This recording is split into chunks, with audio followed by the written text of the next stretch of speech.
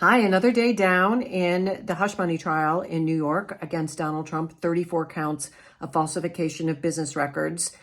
So far, the government's been explaining the hush money payment scheme, basically establishing why Donald Trump and his team, people from National Enquirer, his former lawyer and fixer, Michael Cohen, paid off people like Stormy Daniels to keep their stories quiet. The defense wants the jury to believe it's because he was embarrassed and didn't want his family to know, or it could hurt his business interests. The prosecution established, they believe, I'm sure, not only did Donald Trump know about these hush money payments, but that they were made in order to keep the information from the electorate in the lead up to the 2016 election. And the key here is that Access Hollywood tape, that tape where he's caught on audio bragging about assaulting women. And the argument that the government's making is that the reason Stormy Daniels in particular was paid off is because that story had just broken and the campaign was flipping out that it could actually sink the entire election bid. So this week, what they're doing now is step two. Okay, they had the affair, allegedly.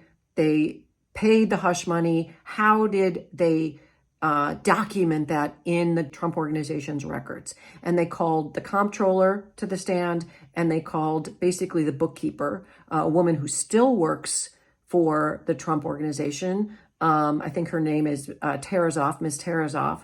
And she's actually, her legal fees are still being paid by the Trump organization.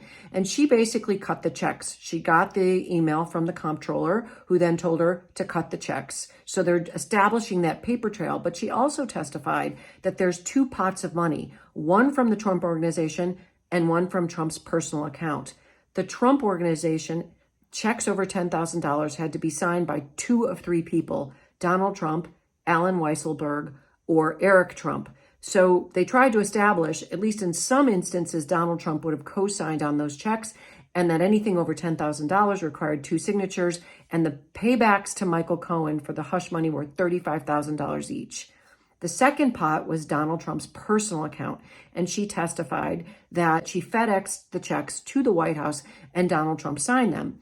She was also asked, did he sign every single check robotically and not even question them? And she said no. For certain checks, if he didn't want to pay it, he would write void with a black Sharpie on the check. So the prosecution is trying to establish that Donald Trump knew when he signed a $35,000 check to Michael Cohen that it was for something. Now, the defense is going to be, well, he thought it was for legal fees.